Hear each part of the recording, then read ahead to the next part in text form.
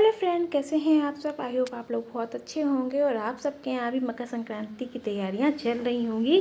तो देखिए, मैंने भी मकर संक्रांति की तैयारियां कर ली हैं। तिल के लड्डू और तिल की बर्फ़ी यानी तिल पट्टी बना ली है। तो सोचा क्यों ना आपके साथ में भी ये रेसिपी शेयर करूँ, आप लोग भी इसे बना के एंजॉय करें अपनी फैमिली के साथ में और अच्छे से मकर संक्रांति का त्यौहार मनाएं। तो देखिए, इसके लिए मैंने गुड़ और तिल लिए हैं। जैसे कि आप जानते हैं कि तिल के लड्डू बना रहे हैं तो तिल की तो आवश्यकता होगी। लेकिन एक ख़ास बात है कि मैं वाइट तिल के लड्डू नहीं बना रही हूँ, मैं बना रही हूँ ब्लैक तिल की। भाई, ब्लैक तिल जो है सबसे ज़्यादा पौष्टिक माना गया है, बहुत हेल्दी होता है अपेक्षाकृत वाइट तिल के।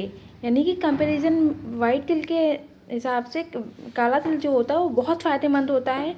और यही इसी की जो इस तासीर होती है बहुत गर्म होती है। इसको तिल बोलते हैं हमारे यहाँ, और उसको तिल्ली बोलते हैं। तो जब भी हमारे यहाँ मकर संक्रांति हो या फिर सकट की पूजा में काले तिल का ही प्रयोग करते हैं। आपके यहाँ किसका करते हैं मुझे ज़रूर बताइएगा, क्योंकि इसकी मतलब बहुत फ़ायदे हैं। तिल तो खैर दोनों खाइए, कोई दिक्कत नहीं है, लेकिन इसके बहुत फ़ायदे हैं। तो देखिए, मैंने ले लिया है करीब 400 ग्राम के आसपास। 100 ग्राम के पैकेट थे मेरे पास, 5 तो मैंने 4 पैकेट लिए हैं। और इनको हम धीमी आंच पे ड्राई रोस्ट करेंगे। बहुत धीमी आंच पे ही करना है, मतलब फ्लेम को बिल्कुल सिम रखना है, ना तो मीडियम करना है ना ही हाई करना है। जैसे जैसे तिल भुनने लगते हैं इनमें चटकने की आवाज़ आने लगती है। और आप देख सकते हैं कि जैसे हम अंगूठे और उंगली की सहायता से जब तिल को मसलते हैं तो वो क्रिस्पी होकर टूटने से लगता है, एकदम बिखर जाता है।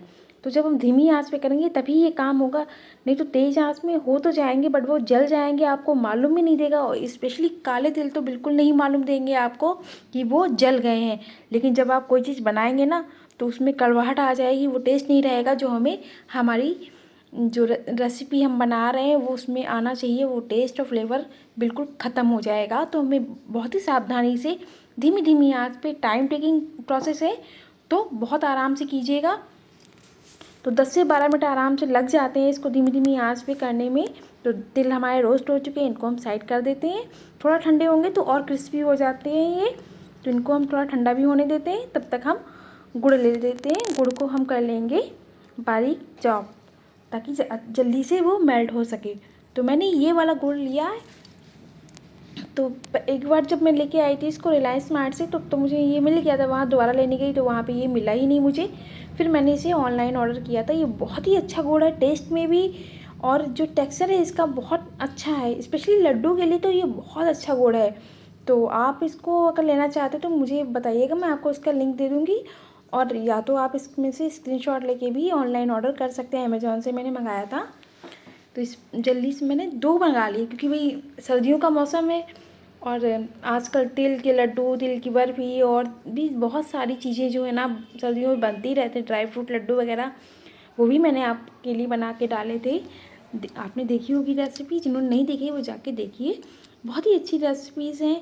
आजकल सर्दियों में तो गुड़ खूब खाइए, गुड़ की ही रेसिपी बनाइए।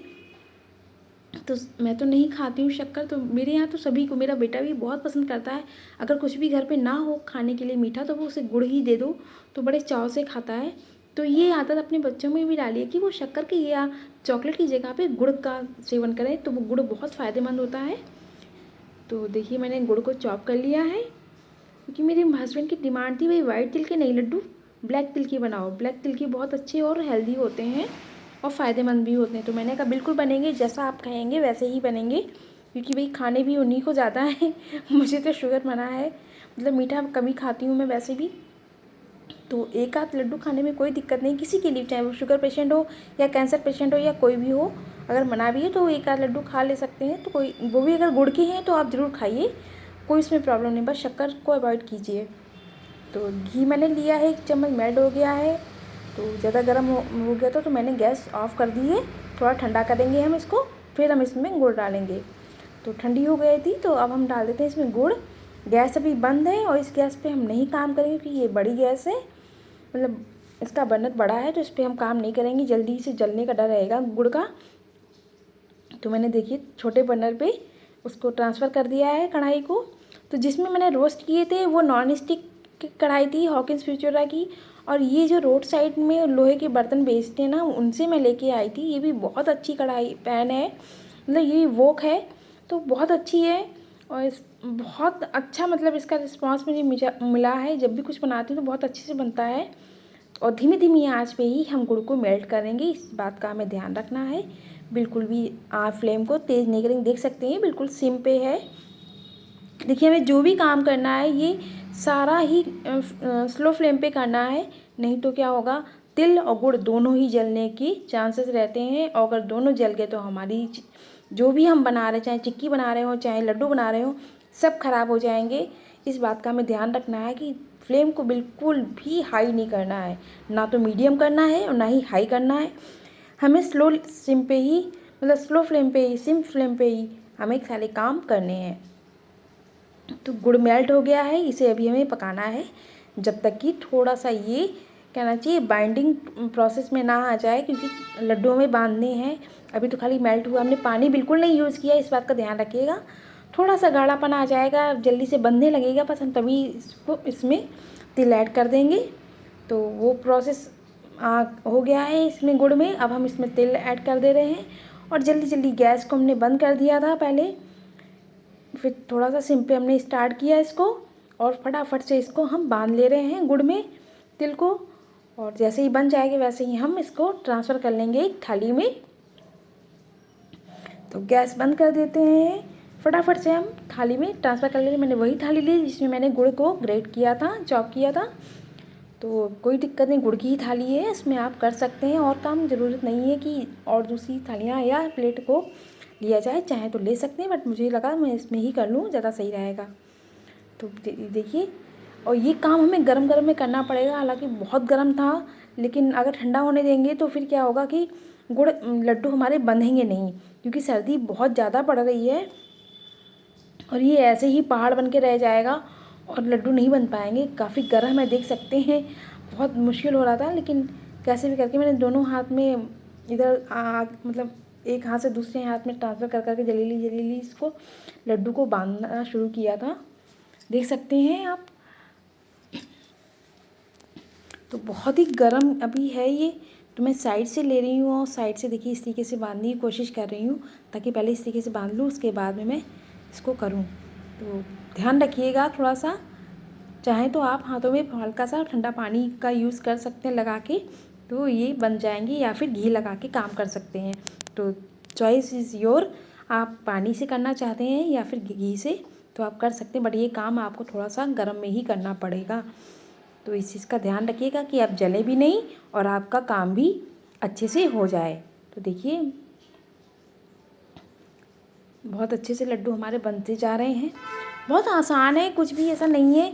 और जो मार्केट के लड्डू आते हैं उसमें क्या होता है कि वो बहुत टाइट होते हैं, ये लगता है कि इसको किससे तोड़ेंगे, हथौड़े से तोड़ें या किससे तोड़ें। मार्केट वाले काले तिल के लड्डू तो बुजुर्ग व्यक्ति या जिनके दांत कमज़ोर हैं वो तो खा ही नहीं सकते हैं, वो इतने हार्ड होते हैं, मतलब कहना चाहिए कि बहुत ही टाइट चाशनी के बने हुए होते हैं। लेकिन ये लड्डू ऐसे हैं कि जिनके दांत कमज़ोर भी हैं बहुत, वो भी खा सकते हैं।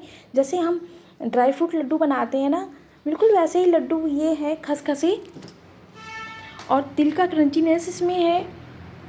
आप इसको ज़रूर से बनाइएगा, बहुत अच्छे लड्डू बनकर तैयार हुए हैं ये, और सभी को बहुत पसंद आएगा। देख सकते हैं सबसे पहले भोग हम लगा रहे हैं हमारे ठाकुर जी को, क्योंकि भगवान जी का भोग ज़रूर लगता है हमारे यहाँ। जब भी हम कुछ बनाते हैं तो सबसे पहले उनका ही भोग लगता है, उसके बाद में ही हम खाते हैं। तो इतने सारे लड्डू हमारे बनके तैयार हुए थे हमारे।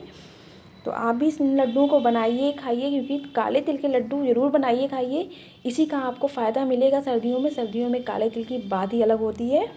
तो देखिए हमारे लड्डू बनके तैयार हो गए हैं, कितनी शाइन है, जो हमने घी डाला था ना उससे शाइन बहुत अच्छी आती है, तो इसीलिए घी में हम गुड़ को करते हैं। तो लड्डू बन गए हैं, अब हम करेंगे तिल पट्टी की तैयारी। तो मैंने 100 ग्राम का पैकेट लिया था तिल का, इनको भी हम ड्राई रोस्ट करेंगे। धीमी धीमी आंच पे ये वाइट तिल हमारे हैं, इनको हम रोस्ट कर लेंगे। सारा काम हमें धीमी आंच पे ही करना है। फिर से हमने सेम कढ़ाई ले ली, नॉन स्टिक वाली, ये काफ़ी हैवी बॉटम की कढ़ाई है। तो इसमें हम रोस्ट कर लेते हैं हमारे वाइट तिल, जैसे हमने ब्लैक वाले किए थे। तो इसकी हमने बनाई तिलपट्टी। मेरे बेटे को ये तिलपट्टी इतनी पसंद आई कि मम्मी ये चॉकलेट वाली तो कब बना डाली और पहले क्यों नहीं बनाई। तो मैंने कहा बेटा अब एक बना दी, दोबारा से फिर से बना दूँगी। तो देखिए बातों बातों में हमारे तिल रोस्ट हो गए हैं।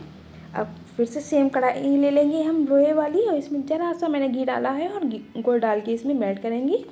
जब तक ये गुड़ हमारा मेल्ट होता है तब तक मेरे नए व्यूवर्स से रिक्वेस्ट है, अगर अभी तक आपने मेरे चैनल को सब्सक्राइब नहीं किया तो सब्सक्राइब कीजिए, और रेसिपी अच्छी लगे तो लाइक ज़रूर कीजिएगा, साथ में बेल आइकन प्रेस कर दीजिएगा ताकि रेसिपी का नोटिफिकेशन आप तक समय पे पहुंच जाए और आप मेरी रेसिपी का एंजॉय कर सकें। और रेसिपी अच्छी लगे तो लाइक कीजिएगा, साथ साथ अपने दोस्तों के साथ में शेयर ज़रूर कीजिएगा। तो चलिए चलते हैं, बढ़ते हैं हमारी रेसिपी की तरफ। तो गुड़ के साथ में मैंने इसमें सिर्फ 1 चम्मच ली है शक्कर, 1 छोटी चम्मच, इससे बिल्कुल। अब इसको गुड़ को हम मेल्ट कर लेते हैं।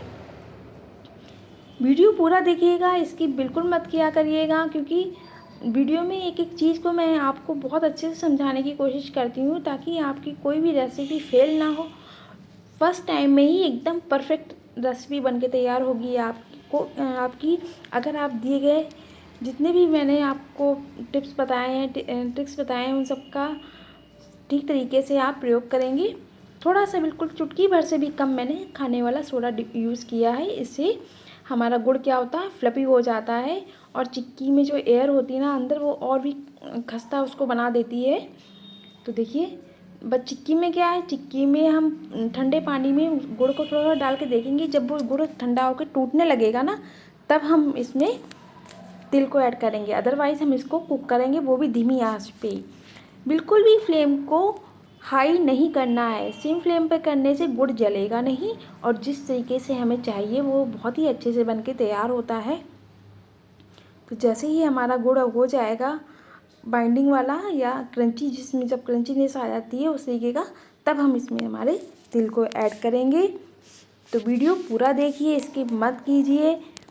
बहुत ही अच्छी अच्छी इन्फॉर्मेशन आपको देती हूँ, और आप उनको अपने रेसिपीज़ में हमेशा यूज़ कीजिए ताकि आपकी रेसिपी एकदम परफेक्ट बनेगी और आपको बहुत तारीफ़ मिलेगी।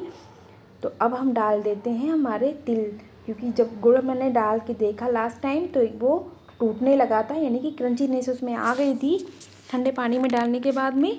तो अब हम इसको मिक्स कर लेंगे अच्छे से। उसके बाद में मैंने लिया है चकला, चकले पर मैंने लगा लिया है घी, साथ में बेलन में भी घी लगा लिया है, क्योंकि बेलन से हमें बेलना है। अगर नहीं लगाएंगे तो उसमें चिपक जाएंगे तिल हमारे सारे, और हमारा कोई जो आगे का प्रोसेस है वो हम नहीं कर पाएंगे जल्दी से, जब तक ये तिल एकदम ऐसे ही जम के रह जाएंगे और हम देखते ही रह जाएंगे। तो ध्यान रखें, जो भी काम है तो हम सारा पहले से ही तैयारी करके रखेंगे ताकि फटाफट से हमारा काम होता जाए।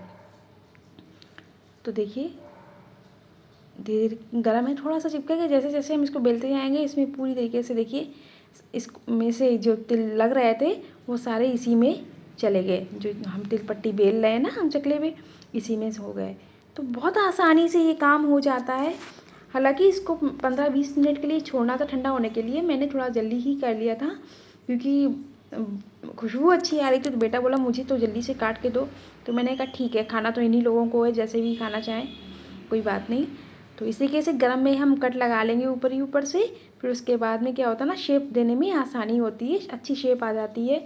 नहीं तो फिर कैसे भी जो है वो फिर रफली तोड़ तोड़ के खानी पड़ती है, शेप नहीं आती है, तो वो मज़ा नहीं आता है, देखने में भी सुंदर नहीं लगती। इस तरीके से लगा देंगे कट आप, तो कैसे भी लगा दीजिए। आपको स्क्वायर शेप में लगाने हैं या मतलब रेक्टेंगल शेप में लगाने आप लगा लीजिए, और वैसे ही आपके ये बर्फ़ी तिल पट्टी निकल आएगी टूट के, बहुत अच्छी रहेगी, बन के निकलेगी, बहुत देखने में भी सुंदर लगती है। देखिए कितनी शाइन आई हुई है, साइड की जो किनारे हैं ना वो मैं आपको तोड़ के दिखाने की कोशिश कर रही हूँ, और बहुत अच्छी बन के तैयार हुई है तिल पट्टी हमारी, और परफेक्ट स्वीटनेस है। देख सकते हैं ये साइड वाले कोर भी अलग हटा देते हैं ताकि जो बीच में हमने जो अच्छी शेप की है ना उसको हम अलग कर लेंगे। तो अभी थोड़ी गर्म है ना, इसलिए इस तरीके से खिंचाव है इसमें। जब ठंडी हो जाएगी तो बहुत अच्छे से इसमें से ये शेप वाली हमारी निकल के आ जाएंगी। तो मैंने इनको निकाल के रखा हुआ है, देख सकते हैं ये निकल आई हैं। तो अभी भी गर्म है काफ़ी, तो लेकिन क्या करें, आप देख सकते हैं कितनी क्रंचीनेस की आवाज़ से सुन सकते हैं कि कितनी क्रंची बनी है हमारी ये तिल पट्टी। तो आप भी इसे बनाइए, बहुत अच्छे बन के तैयार होते हैं। तो हमारे तिल के लड्डू और तिल पट्टी बन के तैयार है, बहुत ही आसान रेसिपी है। आप इसको बनाइए और इस मकर संक्रांति इस रेसिपी को ट्राई कीजिए। और अपने घर वालों को खिलाइए। काले तिल के लड्डू इस बार आपके कोई भी फेल नहीं करेगा। अगर आप इस तरीके के बनाएंगी, तिल पट्टी भी आपकी परफेक्ट बनके तैयार होगी। आपके यहाँ के बुजुर्ग भी इन काले तिल के लड्डुओं को बड़े ही चाव से खा पाएंगे, क्योंकि ये बाजार जैसे हार्ड नहीं बने हैं, बहुत ही खस्ता है। तो मनाइए मकर संक्रांति। मिलते हैं अगले वीडियो में, तब तक के लिए bye bye, enjoy, take care.